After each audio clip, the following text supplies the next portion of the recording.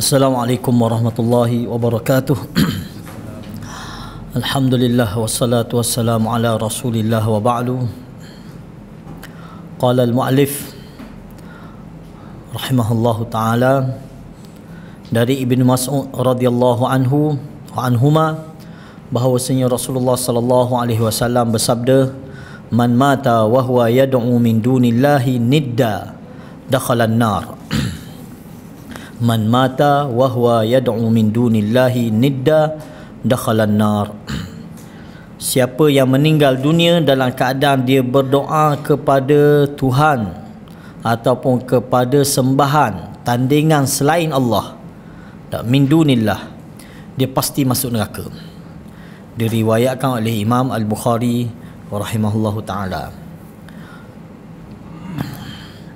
Makna kata-kata hadis ini antaranya yad'u, berdoa. Dia kata maksud doa di sini ialah dua macam, iaitu doa ibadah dan doa permohonan. Doa ibadah dan doa permohonan. Maknanya kedua-dua ni tak boleh kita tuju melainkan hanya kepada Allah. Kalau kita berdoa selain kepada Allah, maka itulah yang dimaksudkan dengan syirik. Benda maksud doa ni seruan. Kita menyeru kepada sesuatu kuasa secara gaib, memohon hajat kita ataupun dengan niat untuk beribadah. Bila kita buat selain kepada Allah, maka itu dinilai sebagai kesyirikan. Sebab Nabi jelas dalam hadis ini, man mata wa huwa yad'u min dunillah, maknanya dia mati dalam keadaan dia berdoa kepada selain Allah, ataupun dia mati dalam keadaan dia pernah berdoa selain kepada Allah dan dia tidak bertaubat daripada perbuatan tu. Itu semua dakhalan nar, dia akan masuk neraka. Kalau dia buat benda tu dalam keadaan dia tidak bertaubat dan mati dalam keadaan lagu tu, maknanya dia kekal dalam neraka. Dia kekal dalam neraka.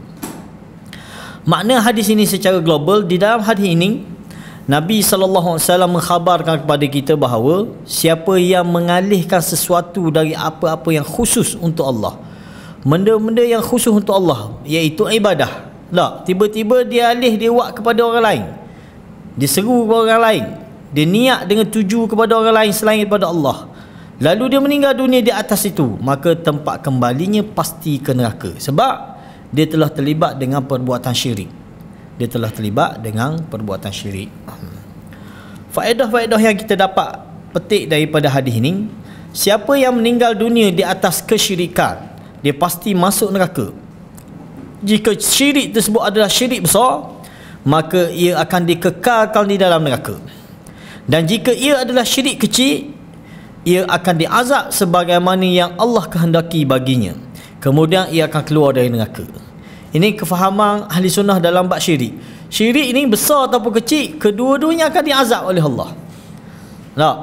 Adapun syirik besar, dia diazab dan dia kekal dalam neraka.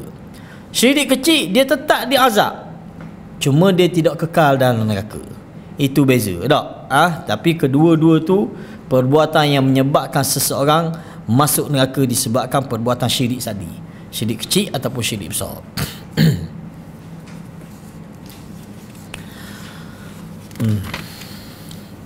Yang kedua, bahawasanya yang menjadi ukuran bagi amal-amal adalah penutupnya. Sebab dalam hadis Nabi sebut man mata, khawatim kepada amal kita, penyudah kepada amal kita. Apa dia? Akhir hidup kita ni, akhir riwayat hidup kita, benda keadaan kita. Kalau keadaan dalam keadaan syirik, maka syiriklah, maka itulah penentu dia. Bukan kata yang faham maknanya zaman muda kita lobby dululah, kita lepok dulu, tak payah semayang, tak payah apa, tapi bila dah patching esok baru kita bertobat. Bukan maksud tu. Tetapi dinilai oleh Allah adalah akhir hayat kita lagu mana. Jadi kita nak dalam keadaan awal kita baik dan penyudah kita pun baik. Kita tak nak hanya di awal saja baik tapi penyudah dia tidak baik, tak mahu lagu tu. Kita nak kok mana-mana penyudah yang baik. Ini pesanan kita sama-sama, khususnya kepada pelajar-pelajar madrasah lah. Biasa pelajar madrasah ni zaman remaja dia duduk di madrasah, Allah bagusnya, juruhnya dengan menghidupkan sunnahnya, dengan semayang berjemaah 5 waktunya dengan ngapal Quran dan sebagainya. Habis saja ngaji di madrasah, keluar-keluar, masya-Allah, tak. Tinggal habis segala amal yang dia buat zaman belajar dulu. Tak, malah bertukar terus watak dia. Ini satu sikap yang kita rasa rugilah, sebab dia bermula dengan baik, tiba-tiba penyudah dia tidak baik, tak mahu lagu tu. Malah ada sampai pekat mati dalam keadaan tidak baik. Wal'iyadzubillah. Tak. Jadi kita nak khawatim dia, penyudah amal kita ni biarlah dalam keadaan pertama sekali, hak paling penting, bebas dari segala amal syirik. Tak, bebas dari segala amal syirik. Hubungan hadis ini dengan judul ataupun tajuk bab kita ni, iaitu hadis ini menunjukkan bahawa siapa yang meninggal dunia dalam keadaan berdoa kepada Tuhan tandingan selain Allah, mana ilah selain daripada Allah, maka dia pasti masuk neraka. Maka hal itu mewajibkan kita takut terhadap syirik, jangan sampai kita terjatuh ke dalamnya. Sebab cukup bahayanya syirik ini. Syirik boleh merosakkan segala amal yang baik, amal yang soleh yang kita buat, disebabkan satu perbuatan syirik. Dan kita mati dalam keadaan syirik, dia boleh merosakkan segala amal yang lain, malah menyebabkan seseorang boleh kekal di dalam neraka Allah. Ini benda yang mesti kita takuti. Oleh kerana itulah para anbiya dulu, start daripada Nabi Nuh ataupun start daripada Nabi Adam AS, benda pertama yang disebut kepada umat masing-masing at-tauhid. Benda pertama yang dia ancam, dia tegar kepada umat masing-masing, al-isyraku billah, syirik kepada Allah. Di samping benda-benda masalah lain dia tegar juga, tapi benda pertama, benda pokok sekali dia tegar adalah al-isyraku billah. Baru ni masa PM kita PM ke-10 kita kat Supah kan, ada satu doa yang dibaca. Cuma doa tu pelik sikit lah. Kalau perhati kita dengar sekali, ada orang share kan. Tengok tak? Kita tengok. Dia berdoa, dalam doa tu disebut kepada Tuhan-Tuhan mereka. Dalam doa tu ada. Berarti cari balik. Masa lepas pada akad kan, biasa lepas pada akad Supah kan, lalu mufti mufti ke siapa yang akan berdoa? Mufti wilayah berdoa. Tapi dalam doa tu ada sebut tentang Tuhan-Tuhan mereka. Di samping mana tahu ayat dia lebih kurang gitu kita pelik kata doa ni. Ada sahabat share. Mufti lah doa. Mufti wilayah. Dr. Luqman deh. Cek balik tengok. Tapi kalau pelik lah doa tu bang. Ya. Ada minit ke berapa sebut. Tak boleh kita dalam bab doa memang tak boleh seru selain daripada Allah. Adapun Nabi kita sallallahu alaihi wasallam, kita berselawat bukan kita seru dia. Jangan beriktikad dalam doa kita seru Nabi. Tak. Dalam doa kita hanya boleh seru Allah Subhanahu wa taala. Nabi atas dasar kita berselawat ke dia, bukan kita seru dia. Tak. Hak lain-lain lagi lah.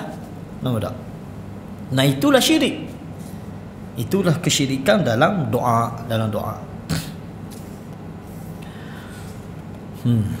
Di dalam hadis lain riwayat Imam Muslim dari Jabir radhiyallahu anhu, bahwasanya Rasulullah sallallahu alaihi wasallam bersabda, "Man laqiyallaha la yusyriku bihi syai'a dakhala al-jannah wa man laqiyahu yusyriku bihi syai'an dakhala an-nar." Nabi sebut dalam hadis ini, siapa yang bertemu dengan Allah, maknanya dia mati dalam keadaan dia bertemu dengan Allah di hari kiamat esok dalam keadaan dia tidak menyengutukan sesuatu pun dengan Allah. Maksud tidak menyengutukan sesuatu dengan Allah ni maknanya kalau masa dia hidup dia pernah syirik kepada Allah dan dia bertaubat, maknanya dia mati dalam keadaan dia bersih daripada dosa syirik ni. Nescaya dia akan masuk syurga.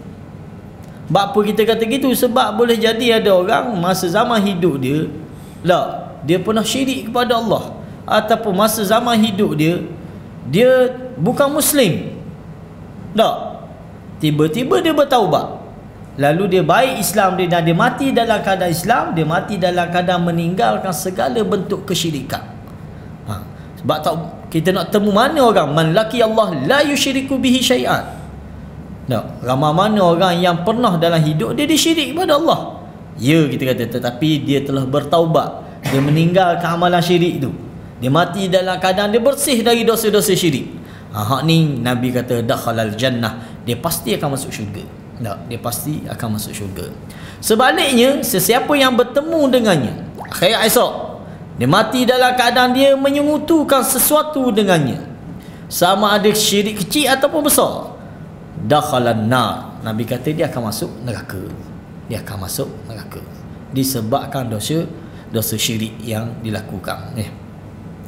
Di dalam hadis ni Nabi SAW mengkhabarkan kepada kita bahawa siapa yang meninggal dunia dalam keadaan tidak menyengutukan sesuatu selain Allah bersama Allah, baik dalam rububiyah dia ataupun uluhiyah dia ataupun pada nama-nama serta sifat-sifatnya, maka dia masuk syurga. Sebab tu dalam bab syirik kita kena detail sikit tak? Syirik boleh berlaku dalam rububiyah Allah, dia boleh berlaku dalam uluhiyah dia, dia juga boleh berlaku dalam nama-nama serta sifat-sifat dia. Kita orang awam biasa ni mungkin payah untuk berlaku kita syirik kepada zat Allah, tak berlaku benda ni. Tak, kepada orang awam mungkin jauh lah kita kata. Bagi orang awam yang ada basic agama, tak, maka dia tidak akan syirik kepada Allah pada zat Allah. Tidak, dia tak akan buat syirik situ. Tapi boleh jadi kesyirikan berlaku tanpa dia sedar pada sifat-sifat Allah. Boleh jadi. Contoh kita ambil sifat ilmu, kita ambil. Tak, Allah bersifat, salah satu sifat dia sifat ilmu, maha mengetahui. Tiba-tiba kita pergi nisbah kepada selain Allah, tak kira lah makhluk tu dia nabi ke ataupun dia wali ke, dia jin sekalipun, kita nisbah dia memiliki ilmu yang setanding Allah. Contoh ilmu benda, dia tahu benda gaib contoh. Ini ilmu Allah ni. Tak, ilmu gaib hanya ilmu milik Allah. Tiba-tiba dia nisbah bahawa jin tahu benda gaib ataupun nabi tahu benda gaib, maka dia telah syirik pada Allah dalam bab sifat. Dalam bab sifat. Dan benda ni berlaku dalam masyarakat. Faham? Setengah orang dia beranggapan Tok Wali dia tahu benda gaib. Tok Wali dia tahu. Tak, Tok Wali dia ni kasyaf, dia kata. Kita tak nafi, ahli sunnah tidak nafi adanya kasyaf, adanya karamah. Ahli sunnah terima di sana selain daripada mukjizat, adanya karamah bagi para awliya. Tak, termasuk dalam salah satu karamah dia panggil kasyaf. Kasyaf ni benda, kalau bahasa moden kok kasyaf ni lapu suluh lah, torchlight. Tapi dalam bahasa dalam bab ni kasyaf maknanya orang yang dibuka hijab oleh Allah. Berlaku? Ya, berlaku. Tapi kena faham lagu ni, dibuka hijab ni bukan sama-sama. Mai sama-sama ni bukan kasyaf. Ni dia tahu ilmu ghaib. Itu tak ada dalam Islam. Kasyaf dia sama sebagaimana karamah dan dia sama sebagaimana mukjizat. Sila-sila Ustaz. Kita ada tetamu jauh lah ni. Fadil Ustaz Abu Sufyan. Tafadhal. Kasyaf kaedah dia sama macam mukjizat. Guna mukjizat. Mukjizat Nabi SAW dia tidak berlaku sepanjang masa. Dia hanya berlaku seketika. Sekali, 2 kali dia berlaku. Dia tidak berlaku hari-hari. Begitulah juga karamah kepada para awliya. Dia tak berlaku sama. Bukan kata bila dia boleh jalan atas air, boleh jalan atas air sama. Tak. Itu bukan. Samalah juga kasyaf. Ya, kita kata kasyaf berlaku. Ahli sunnah terima. Di sana adanya para awliya, kekasih-kekasih Allah ni diberi kasyaf. Tapi bukan dia boleh kasyaf semua. Tapi setengah orang salah faham dalam bab ilmu ni. Dia beranggapan wali dia boleh kasyaf. Siapa pun mari dia boleh scan. Muak dosa, muak. Itu bukan. Tak, itu bukan kefahaman ahli sunnah. Ini dia telah menyamatarakan wali dia dengan Tuhan dah dalam bab ilmu. Dia tak sedar kan ni? Tak. Maulana Abdul Hadi pernah jadi cerita zaman dia belajar dulu. Tak. Dia pergi dengan sains-sains dia, pergi ziarah ada seorang soleh yang mungkin dia anggap wali lah. Duduk di ruang tamu ni dengan sains-sains. Lah sains-sains dia pesan, jangan cakap uduh. Wali dengar, dia kata. Nampak? Tanpa dia sedar. Ucapan tu seolah-olah dia beranggapan tu wali ni tahu segala-gala. Tak? Dan benda ni kita duduk di Yaman tu pernah ada benda ni. Di kalangan pelajar takut untuk cakap benda tak molek ataupun buat benda tak molek, bukan takut Tuhan, tapi wali dengar. Wali tahu perbuatan kita. Ini satu perbuatan ataupun satu i'tikad, kefahaman yang salah yang boleh menyebabkan seseorang syirik dalam bab sifat Allah. Oleh kerana itu, tuan pengarang kita kata dalam bab syirik ini jangan dilakukan syirik. Tak boleh kita syirik pada rububiyah Allah, pada uluhiyah dia, pada nama-nama serta sifat-sifat dia.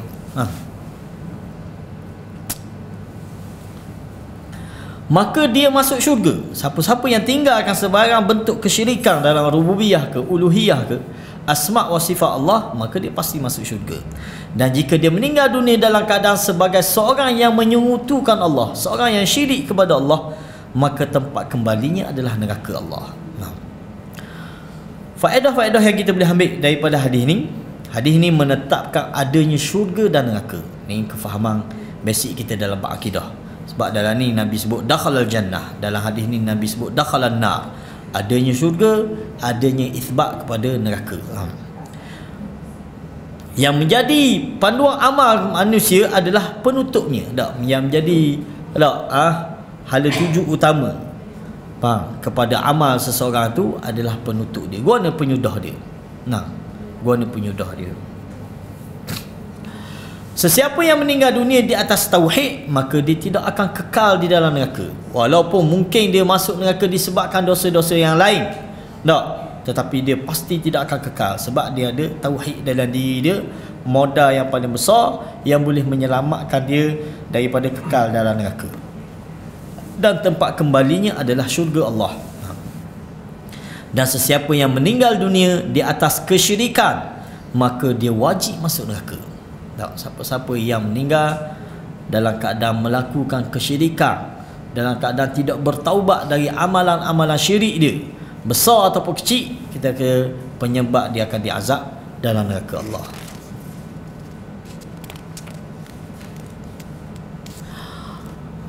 Hubungan hadis ini menunjukkan bahawasanya setiap orang yang meninggal dunia di atas kesyirikan, maka dia pasti masuk neraka. Itu artinya bahawa hadis ini mewajibkan kita untuk takut kepada syirik dengan segala macamnya. Sebab tu tajuk kita khauf minal isyrak, takut kita kepada kesyirikan. Dan benda ni perlu disebut, sentiasa disebut-sebut kepada masyarakat. Kalau di Yaman lah, di dalam setiap khutbah Jumaat ni barang wajib sebut. Sama ada khutbah pertama ke khutbah kedua ke, mesti disebut tentang bahayanya syirik, perlunya, pentingnya tauhid kepada Allah di samping isu-isu lain. Dan bila dia sebut bab syirik, bab tauhid ni, masya-Allah, dia punya khutbah tu memang kita kata tak tidur lah. Macam khutbah, macam ceramah politik tempat kita lagu mana tak? Begitulah mereka para ulama sunnah dalam menjelaskan tentang ilmu tauhid ni. Habis kita bab yang ketiga, kita masuk bab yang keempat, bab ad-du'a ila syahadati alla ilaha illallah, bab seruang kepada syahadah la ilaha illallah. Firman Allah Ta'ala sebagai ayat kepada bab ini, qul hadhihi sabili ad'u ilallah ala basirah ana wa manittaba'ani wa subhanallahi wa ma ana minal musyrikin. Okay. Katakanlah inilah jalanku, agamaku. Ini ayat dalam surah Yusuf. Katakanlah inilah jalanku, hadhihi sabili, aku dan orang-orang yang mengikutiku, mengajak kamu kepada Allah, iaitu ad'u ilallah, aku menyeru kamu semua kepada Allah. Dan ini sebenarnya dakwah yang sebenar. Siapa-siapa pun yang bawa dakwah yang benar, dia menyeru orang kepada Allah. Dia tidak seru kepada individu, dia tak seru kepada kumpulan tertentu, dia tak seru kepada siapa-siapa. Dia ad'u ilallah, dia menyeru kepada Allah. Kita pernah masa duduk di Amang, ceramah siapa, Syekh Abdul Majid Az-Zindani. Syekh Abdul Majid Zindani ni orang Ikhwan. Dia Ikhwanul Muslimin, pengasas Ikhwan di Yaman. Dia punya gerakan dia Ikhwan lah, tapi kita kata akidah dia akidah sunnah lah, akidah salaf lah. Tak, nampak tak? Pernah dia ceramah sekali dalam masjid. Dia ceramah, dia tersebut nama parti dia. Dia tersebut parti. Dia pun istighfar.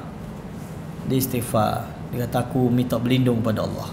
Sedangkan dia ahli parti, dia memang tak, ceramah dia pun mana ceramah cerita tentang, tapi dia tak pernah sebut dalam masjid, dalam rumah Allah tentang seru orang kepada ni. Sebab takut ni. Sebab tugas kita sebagai pendakwah, walaupun dia ikhwan ke apa, dia kata ad'u ilallah. Dan ayat dalam surah Jin apa? Wa annal masajida lillah fala tad'u ma'allahi ahada. Jangan, masjid ni hak Allah, maka mu jangan seru kepada selain Allah. Maka dia istighfar. Dia istighfar. Sebab kita kata ad'u ilallah, kita seru orang kepada Allah. Jangan kita seru orang kepada kumpulan kita. Jangan kita seru orang kepada individu, kepada syakhsiah kita. Itu bukan seruan yang sebenar. Semua nabi-nabi, tak ada seorang pun nabi dia seru kepada dia, mari, tak. Tetapi dia seru hanya kepada Allah. Ad'u ilallah, kata, dengan hujah basirah ala basirah, yang nyata, yang jelas. Tak, apa hujah dia? Seruan kita kepada Allah, hujah kita qala Allah qala Rasul.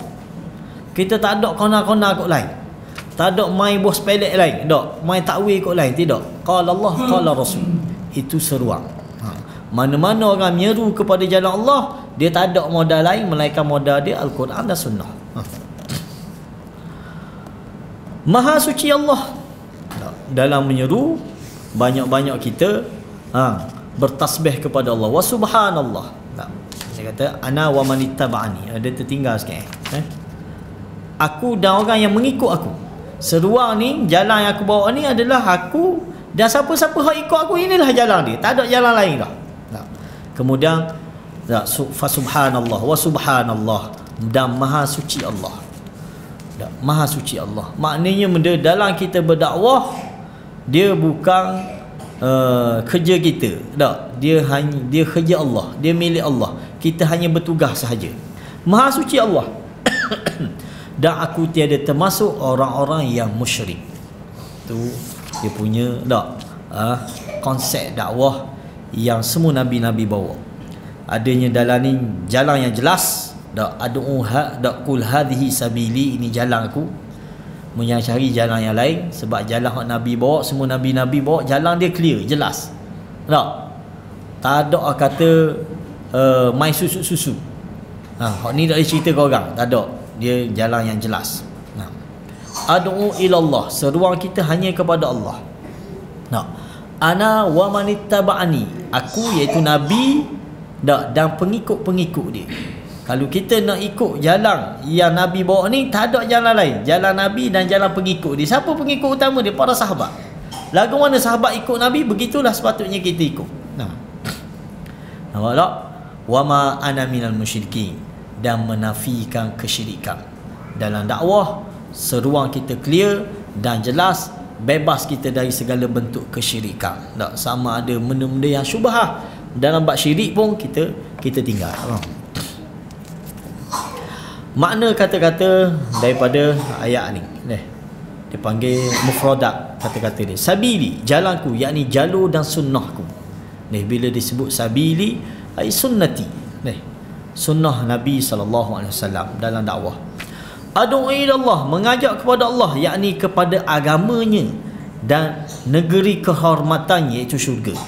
Ad'u ilallah maknanya kita seru orang, bawa orang kepada syurga Allah, bawa orang menuju kepada agama dia yang betul. Ala basirah, dengan hujah yang nyata, yakni berdasarkan ilmu dan bukti syar'i dan akal. Dan akal. Maknanya itu hujah kita, itu panduan kita dalam kita berdakwah. Ittaba'ani, orang-orang yang mengikutiku, yakni orang-orang yang meneladaniku. iaitu para sahabat dan para tabi'in. Tak ada dah orang yang terbaik dalam ikut cara Nabi sallallahu alaihi wasallam, baik dalam bab berdakwah, baik dalam bab beramal, tak, baik dalam bab ibadah. Orang-orang yang terbaik dalam ikut Nabi ni para sahabat dan para tabi'in. Kalau kita ikut dia orang ni, selamat kita. Tak.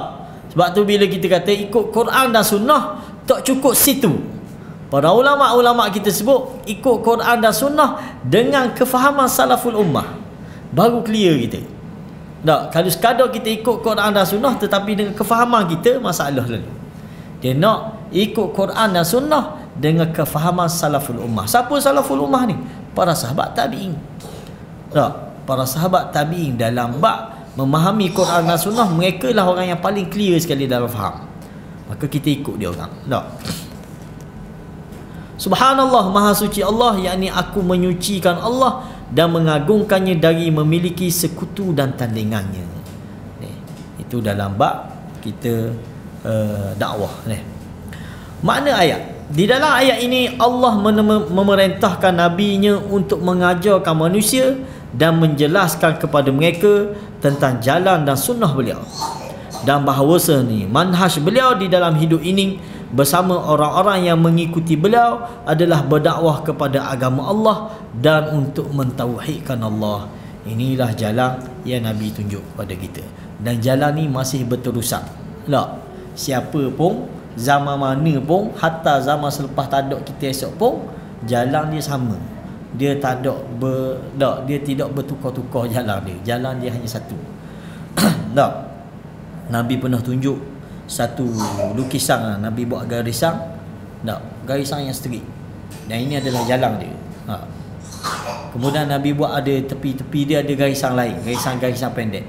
Ni jalan seruan-seruan orang lain. Orang ni seru ke orang ni, orang ni seru ke arah tu, ke arah ni. Tak, maka ikut jalan ni, kita akan selamat jalan ni. Tak, jalan yang dibawa oleh Nabi sallallahu alaihi wasallam.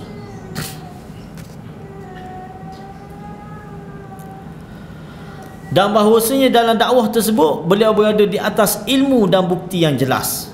Kita berdakwah mesti dakwah dengan ilmu. Yang kita maksudkan ilmu sini adalah qala Allah qala Rasul. Itulah ilmu yang kita bawa. Beliau sendiri dan juga orang-orang yang meneladani beliau dan membenarkan beriman kepada beliau, iaitu pada Nabi. Dan juga bahawasanya beliau menyucikan dan mengagungkan Allah dari memiliki sekutu, baik di dalam rububiyah, nama-nama dan sifat-sifatnya, dan juga bahawasanya beliau bersikap anti dari orang-orang yang musyrik dan kesyirikan mereka. Ini sikap lah. Sebab tu kita kata definisi Islam yang jelas, yang lengkap. Islam ialah al-istislamu lillahi bitauhid. Islam yang kita anuti ni ialah kita berserah diri kepada Allah dengan mentauhidkan dia. Itu Islam. Cukup situ, tak lagi. Wal inqiyadu lahu bit ta'ah, dan kita tunduk dengan patuh, dengan penuh ketaatan kepada Allah. Segala perintah dia kita tunduk dan patuh. Ni Islam. Habis dah, dah habis lagi. Ulama letak wal bara'atu minasyirki wa ahli, dan kita berlepas diri, kita bebaskan diri kita dari kesyirikan dan pengikut-pengikut dia. Tak, kuncu-kuncu dia. Maknanya Islam ni dia kena ada 3 perkara tu, barulah seorang tu Muslim yang sebenar. Dia berserah diri kepada Allah dengan mentauhidkan Allah, dia tunduk patuh dengan penuh ketaatan, dan dia berlepas diri dari syirik dan pengikut-pengikut dia. Dah oleh kita Islam, kita berserah diri dah, tapi kita berkompromi dengan benda syirik, mana boleh? Tak boleh. Sebab tu dalam ngaji akidah kita ada satu bab penting, bab al-wala wal bara. Bab ni sangat-sangat tidak orang kata tidak dijelaskan dengan baik dalam masyarakat kita, khususnya kita dalam masyarakat majmuk ni. Sangat penting ilmu al-wala wal bara. Barulah kita boleh bergaul dalam keadaan kita jaga akidah kita. Baik di peringkat pemimpin negara maupun kita di peringkat rakyat biasa, mesti ada al-wala wal bara. Terutamanya berkait dengan perayaan agama-agama lain. Dia berkait dengan al-wala wal bara. Al-wala ni mana kita walak, kita hanya meletakkan kepercayaan, keyakinan kita dan juga kasih sayang kita hanya sesama Muslim, kepada agama dan juga Islam ni, kepada Allah dan Rasul. Ini walak kita. Dan kita barak, kita berlepas diri dari segala bentuk kesyirikan, segala benda-benda yang menyuruh kepada kesyirikan. Tak boleh. Termasuk perayaan, termasuk benda-benda yang menyeru kepada kesyirikan, tak boleh kita tu. Kawang-kawang tak ada Nabi berkawang tak? Nabi berurus niaga, bukan setakat dengan biasa Yahudi Nabi berurus niaga lagi. Tapi ada walak dia, ada barak dia. Tak boleh sampai tahap kita menggadaikan prinsip agama dalam bab ni. Sambut perayaan contoh, tak mana boleh. Sepakat para ulama salah dulu, tak bolehnya kita menyambut perayaan selain daripada agama kita, selain perayaan kita tak boleh. Cuma timbul isu perayaan Cina saja. Perayaan Cina ada pandangan yang kata boleh. Almarhum Tok Guni Aziz dulu kata boleh, sebab dia kata dia bukan perayaan keagamaan, dia kata dia hanya perayaan kebudayaan. Bukti hari dia kata sebab bukti dia orang Cina ni tak kira apa agama, dia akan sambut kok raya tahun baru dia. Itu pandangan lah. Tapi kalau kita tanya kepada pendakwah-pendakwah baru, khususnya mu'alaf-mu'alaf yang baru masuk Islam ni, seperti Ustaz Firdaus Wong, siapa, semua dia kata tak boleh juga. Sebab dia kata di sana adanya kepercayaan, adanya keagamaan dalam setiap perayaan tu. Jadi kita rasa lebih baik kita pakai pandangan dia orang lah. Dia orang lebih tahu sebab dia orang pernah alami. Kita ni pandangan dari luar kan. Jadi orang-orang yang dari agama tu, dan dia kata benda ni tak boleh juga, maka sebaiknya kita tinggal. Ni kadang pemimpin-pemimpin politik kita sanggup tepek di kuil, selamat di Bali, tak takut. Di mana walak wal barak dia. Tak tahu lah dia pakai buah khilah, dia kata ada khilah ke benda, wallahu alam kita kata. Sepakat para ulama salaf kata tak bolehnya kita menyambut perayaan mana-mana agama. Tak boleh. Ini walak kita.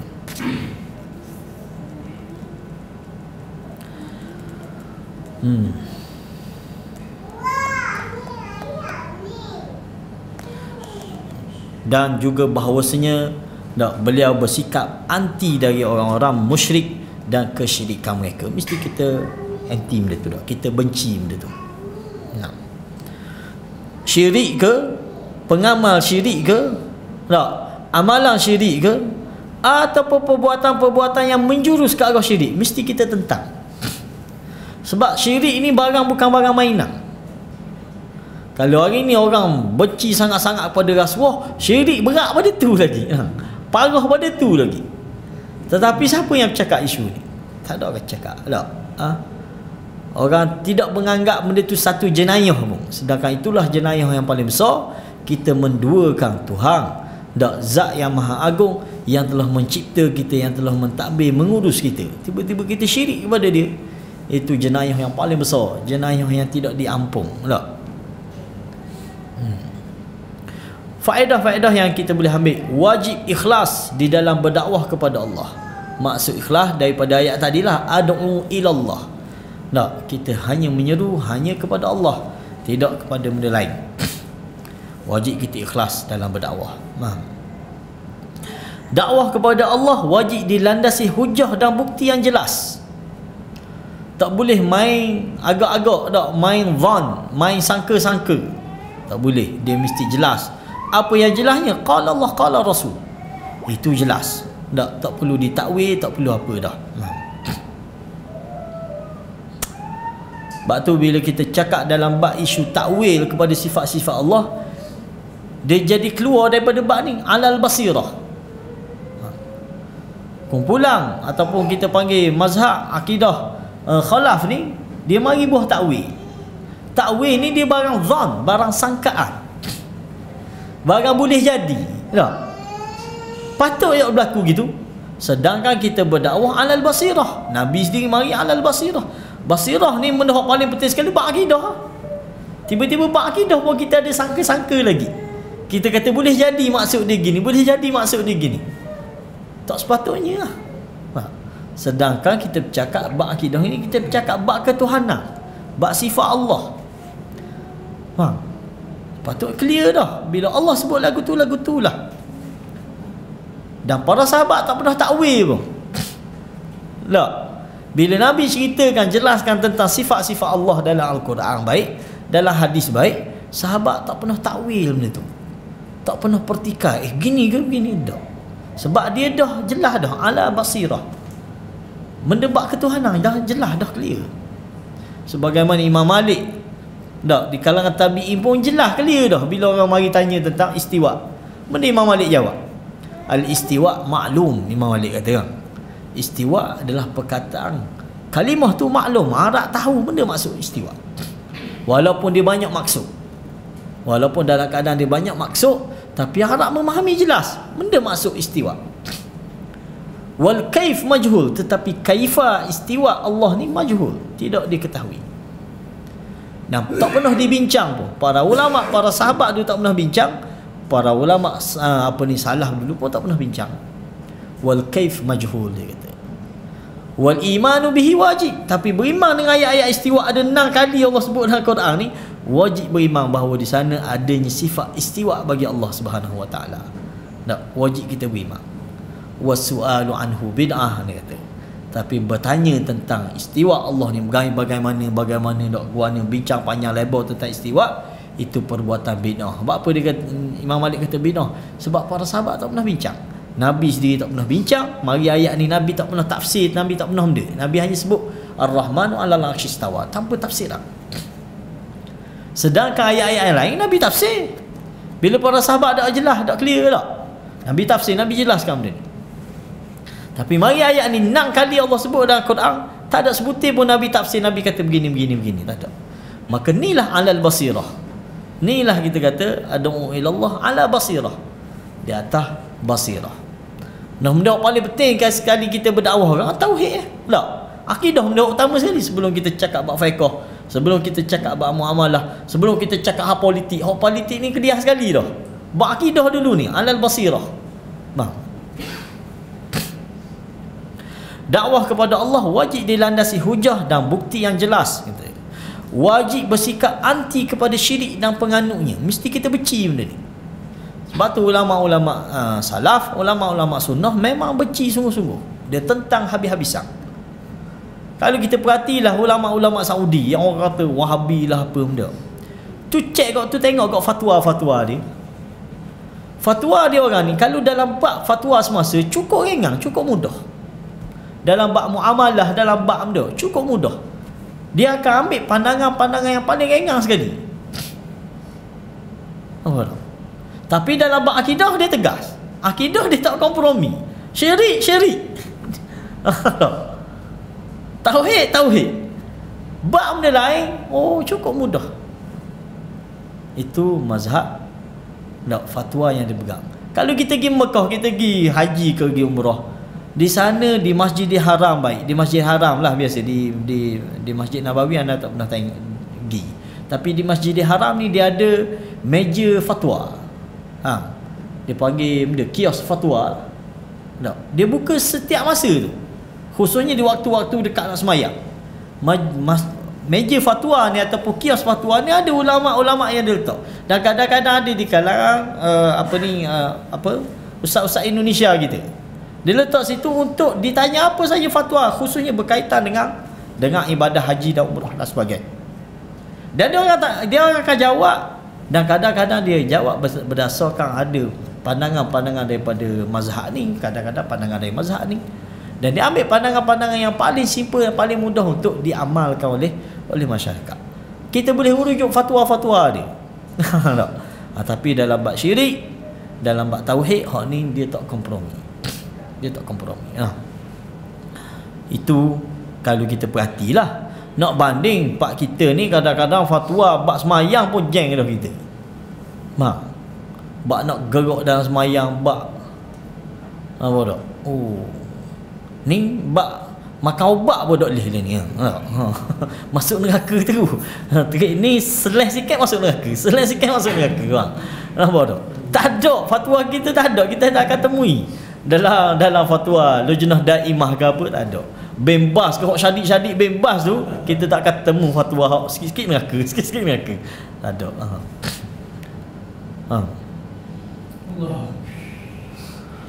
Wajib bersikap anti kepada syirik dan penganutnya. Wajib kita bersikap gitu, benci kepada amalan syirik. Sebab bara'ah dalam Islam yang kita anut ni mesti ada wal bara'atu minasyirki wa ahli. Mesti kita berlepas diri daripada segala bentuk kesyirikan dan juga pengikut-pengikut kesyirikan. Tidak salah amal kecuali sesuai dengan ajaran yang dibawa oleh Rasulullah sallallahu alaihi wasallam. Tidak salah amal kecuali sesuai dengan ajaran yang dibawa oleh ana wa manittaba'ani. Tak, kita kena beramal mesti amal ana hak Nabi buat wa manittaba'ani di kalangan para sahabat. Wajib menyucikan Allah dari apa-apa yang tidak layak bagi keagungannya. Wajib kita tanzih, sucikan Allah dengan ucapan kita, tak dengan perbuatan kita. Ucapan kita dengan ucapan subhanallah. Sebab tu ucapan subhanallah satu ucapan yang sangat Allah suka. Yang sangat Allah suka dan nilai dia tinggi. Nilai dia tinggi. Ucapan subhanallah ke, subhanallah wa bihamdih ke, subhanallahil azim ke. Sebab dia kita mensucikan Allah. Benda maksud mensucikan Allah ni, kita buang segala sifat-sifat yang tidak layak bagi Allah. Tak, kita tidak nisbahkan sifat-sifat yang tak sepatutnya bagi Allah, dan kita buang segala benda-benda yang berkait dengan kesyirikan kepada Allah. Itu maksud subhanallah kita ucap.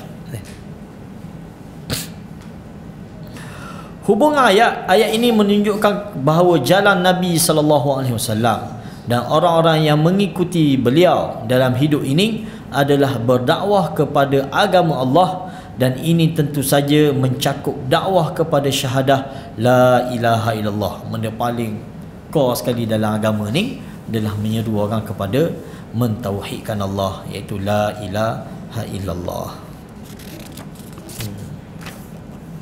Kau apa kita? Apa lah? Okey, pas itu kita kok. Start lewat. Dah boleh start lewat habis awal gini tau. Kita buka kok ada soalan Abu Sufyan mari dari jauh kan.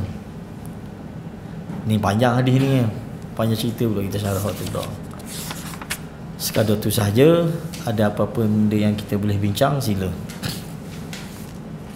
Kitab pun tinggal lah ni.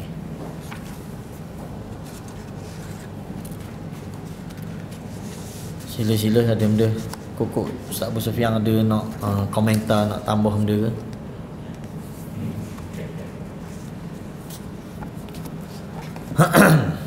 Allah. Tak apa, habis awal lah ni Aziz. Jadual kita dah ni pukul 10 kita berhenti yang. Cuma start lewat tadi. Yang faedah yang dapat dipetik tu, nombor 4 tu Ustaz. Tidak salah amal kecuali sesuai dengan ajaran yang dibawa oleh Rasulullah. Kalau kita contoh yang tawaf tu kita kadang pesan dia perempuan lelaki. Kalau kita ikut pandangan Rasulullah, tak batas semayang dalam masa tawaf. Dan antara suami isteri tu,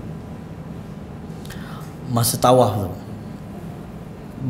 batas semayang lah kita kira. Batas semayang ni pandangan jumhurnya tak batal lah. Tak. Pandangan jumhur ulama tidak batal. Termasuk pandangan dalam mazhab Syafi'i sendiri pun tak. Pandangan qadim ataupun pandangan lama Imam Syafi'i tak batal. Sekarang ni mutawih baru. Kalau dulu mutawih Mekah lama sikit, dia kira kita pakai wuduk kebal, dia panggil. Wuduk kebal. Warna wuduk kebal ni dia panggil ambil mazhab Hanafi. Nak beramal mazhab Hanafi. Gua ni nak beramal mazhab Hanafi, termasuk ambil semayang pun kena ikut mazhab Hanafi. Sebab nak batas semayang dengan mazhab Hanafi kan. Tapi yang baru lah ni hak ngaji sikit, dia tak kata gitu lah. Dia kata kita ambil pandangan qaul qadim Imam Syafi'i. Betul lah. Sebab pandangan Imam Syafi'i dulu semasa di Baghdad tak batal semayang. Setuh laki puan ni suami isteri tak batal. Itu pandangan lama dia. Bila dia berpindah ke Mesir, baru dia bagi fatwa baru. Tak, bila dia tengok suasana, adalah satu kes dua kes yang berlaku depan dia, lalu dia ambil pandangan batalnya sembahyang. Tak. Dalil kuat Imam Syafi'i ayat Quran. aula mastumun nisa, aula mastumun nisa dalam surah Ali Imran ke surah apa, aula mastumun nisa. Dan Nabi Allah kata batas semayang ni, kena ambil semayang ni apabila salah satunya bila la mastumun nisa. La mastumun nisa ni diterjemah oleh Imam Syafi'i dengan bersentuh wanita, bersentuh perempuan. Pandangan jumhur, pandangan ulama tafsir dalam bab la mastumun nisa, dia bukan sentuh saja, tetapi dia kinayah kepada hubungan suami isteri. Sebab la mastumun ni maksud dia sentuh menyentuh. Bahasa Arab ni idza zadal huruf zadal makna. Bertambahnya satu huruf bertambahnya makna. Perkataan asal dia lamasa. Lamasa maksud dia bersentuh. Bersentuh, kita sentuh. Ni lamasa. Tapi lamasa dia tak maksud sentuh dah. Aku sentuhmu, sentuh aku. Mana dia menjadi kinayah. Kinayah ni kot nayum dia kita kata. Kiasan. Tak? Bahasa kiasan yang Allah guna kepada jima' kita kata. Tak? Kepada hubungan kelamin. Nampak tak? Bila waktu tu barulah membatalkan wudu. Baru membatalkan wudu. Sama perkataan qatala. Qatala dalam bahasa Arab maksud dia bunuh. Qatala. Tapi bila qatala, dia tak jadi bunuh dah, dia jadi perang dah. Bunuh membunuh. Tak? Qatala. Tambah satu huruf je. Sama macam sini. Lamasa dengan lamasa. Tapi Imam Syafi'i dalam bab ni dia ambil pandangan maksud sini dia kata bersentuh. Tak? Dengan syahwat ke tanpa syahwat tetap batal dalam mazhab. Jadi kita kata bila kita nak beramal guna kaedah pertama dengan ilmu, kita ngaji. Bukan main kita ikut orang kata tak batal, kita tak batal tak. Bukan, dengan ilmu. Kita dengar molek, tembang molek, kita yakin hak mana. Timbul satu isu bila nak buat gini dalam masyarakat kita ni dia panggil talfiq mazhab. Belapik mazhab, tak boleh dia kata. Kita kata hak ni bab ni memang dia dibincang oleh ulama, tetapi bab ni bab dia kita tak ambuh orang bermudah dalam nak beramal. Hak tu tak boleh. Kita nak ambil, nak cari hak mudah je. Tak biasa orang buat contoh dalam bab talfiq mazhab ni bab nikah lah. Orang nak nikah kan, ada mazhab, contoh mazhab Hanafi, dia tidak mewajibkan wali dalam nikah. Wali tak perlu. Ada lelaki, ada puang, ada saksi bagai. Tak. Mari mazhab lain, mazhab mana? Mazhab Maliki ke mazhab mana, tak payah saksi. Tak. Mazhab Maliki, tak silap saya lah. Maliki kata mazhab dia nak nikah boleh, saksi tak payah. Saksi tak wajib. Tapi wali wajib situ. Kita pergi gabung dua. Bab wali kita pakai mazhab Hanafi. Tak. Bab saksi kita pakai mazhab Maliki contoh. Maka wali tu pun tak payah, saksi pun tak payah. Temu tepi jalan kita nikah. Hak tu kita panggil talfiq mazhab. Hak tu salah. Adapun kita ngaji dalam bab ni kita ambil pandangan mazhab ni. Dalam bab ni kita tengok pandangan mazhab ni lebih kuat. Ni bukan talfiq mazhab. Dan standard pengajian hari ni gitulah. Kita pergi ngaji mana pun, kita ngaji di Azhar ke, ngaji di Amang ke, ngaji di Saudi ke, itulah kaedah pengajian hari ni. Dia panggil fiqh muqaran. Kita ngaji mana pandangan hak lebih dia panggil rajih. Dalam bab pandangan ulama ni, mazhab-mazhab ni ada pandangan rajih, ada marjuh dia panggil. Rajih ni hak paling, kalau tak tepat pun paling dekat dengan kebenaran. Contoh kita ambil dalam bab batas semayang, setelah lelaki puang ni, mana hak lebih dekat dengan sunnah ni? Kalau tak betul pun, mana lebih dekat dengan hak betul? Mana? Antara batal dengan tak batal. Kalau kita perhati, dia bukan masalah jumhur. Kadang-kadang dia tidak berpihak pada jumhur dalam bab ni. Tak. Dia tengok mana pandangan lebih kuat. Dalam bab ni setakat kita ngaji, pandangan lebih kuat adalah tidak membatalkan wudu. Kita setuh lelaki puang. Tidak membatalkan wudu. Tak boleh ikut saya dah. Rasa kita ngaji mana. Kalau dia kita ngaji dah banyak ustaz dah, tapi kita rasa batal juga. Setuh bini kita ambil semayang. Allah kita dah. Sebab tu ada pandangan lah. Ada pandangan. Tak kita yakin pun. Kita yakin pun. Itu kaedah kita dalam bab. Kita ambil macam contoh siapa ni sebut sana, situasi kita di Mekah. Tak akan boleh kita tak batal semayang ketika kita tawaf. Tawaf pusingan pertama hingga ketiga dah memang kena buka dada kita sebelah. Nak apa ni? Kecuali kita pakai mazhab air buka dada, kita gulung habis tubuh kita, insya-Allah selamat. Sebab akan tepuh apa? Tak, kalau kita dak tepuh dia pun dia tepuh kita. Mari set mesin mari bawa terkelang tu kita tepuh. Jadi gua ni situasi yang paling selamat. Lah. Kecuali kita memang kita nak kekal dengan pandangan kata batal, kena bawa spray sama. Nak ambil wuduk mana di Masjidil Haram? Ujung mana nak tandah nak apa? Itu situasi. Jadi ini kita kata pandangan-pandangan yang ada dalam mana-mana mazhab ni, dia ada pandangan yang kuat dan ada pandangan yang lemah. Tak kira mana-mana mazhab, baik mazhab Syafi'i ke, mazhab Hanbali ke, mazhab Maliki ke, masing-masing ada pandangan yang kuat, ada pandangan yang lemah. Kita nak beramal, kaedah kita yang terbaik kita ngaji ni, cari pandangan yang lebih kuat, bukan cari pandangan yang lebih mudah. Tak, pandangan yang lebih kuat. Itu kaedah dia. Wallahu a'lam.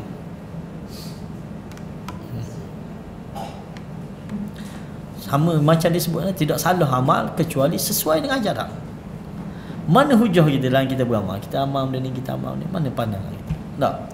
Mana hujah kita daripada semua tempat tu contoh macam mazhab Hanbali. Dia makan dari buta, batal wuduk. Mazhab Syafi'i pun. Mazhab Syafi'i batal wuduk saya. Buka kita Syafi'i. Makan daging unta batal wuduk. Terbatal wuduk. Ni bukan mazhab Hanbali saja, mazhab Syafi'i pun. Dia batal. Anda tak pasti kau jadi kau ni, tapi itu pandangan dalam mazhab Syafi'i. Saudara-saudara kita yang ada di Hadramaut, dia orang ni mazhab dia mazhab Syafi'i. Makan daging unta memang dia pegang batal wuduk. Tapi gaji terang nak makan daging unta, sembang dah. Hanya makan dah. Kalau tak batal pun dia jadi batal. Gitu jelah dia sebut. Dia akan angin. Dia makan daging unta ni dia berani. Jadi tak akan boleh tahan kan, jadi memang pandangan kata batal. Sedara tak ada kan? Sedara tak ada jadi batal wuduk kan? Pernah dengar dalam mazhab Hanafi, anak tak pasti. Tapi tak aja rujuk. Mazhab tak aja tengok sendiri, tapi rajin orang kata mazhab Hanafi ni kata ketuk tak batal, sedawa batal. Wallahu a'lam. Setakat kita saing kita orang Cina masa ngaji di Yaman dulu, tak ada pula segitu. Cuma dia orang ni ketuk tak apa, sedawa tak boleh. Sedawa dia anti. Nak tengah makan kita sedawa. Memang kurang ajar lah. Ketuk tak apa. Puk bunyi ketuk tak ada bagi dia. Tak salah benda tu. Tak aib bagi dia. Sahabat-sahabat kita dari Euro ni kan. Dia akan ketuk tak jadi aib. Pendapat terpencil. Pendapat terpencil lah. Cuma tak tahu batal ke tak batal tu kita tak pernah tanya. Wallahu a'lam. Okey. Muslimat ada benda bincang? Tak ada, kita tutup dulu lah. Malam ni tak ada sate ke? Jadi rindu sate pula. Dah tiap-tiap malam sate sebelum ni lah. Sekadar tu tak. Subhanakallahumma wa bihamdika asyhadu an la ilaha illa anta astaghfiruka wa atubu ilaik. Assalamualaikum warahmatullahi wabarakatuh.